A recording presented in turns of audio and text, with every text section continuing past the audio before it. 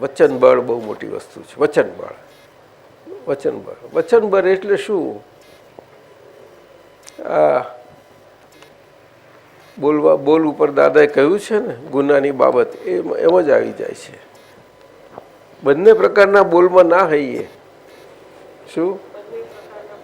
આપણે ના હઈએ, પણ બોલ સ્વરૂપે જ હોય કેવો એકલો.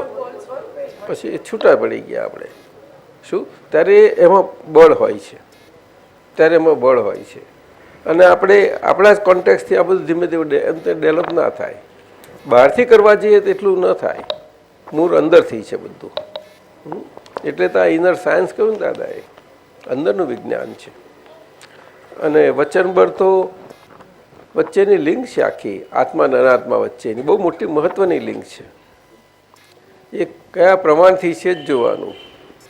શબ્દથી બંધાય પણ ખરા અને શબ્દથી મુક્તિ પણ પામી શકીએ. શબ્દ એટલું બધું બળ છે એમાં. શબ્દ તો બહુ મોટું બળ, એ જ મુખ્ય છે આ મૃત્યુલોકમાં આપણે બધા માટે. શું વાણી?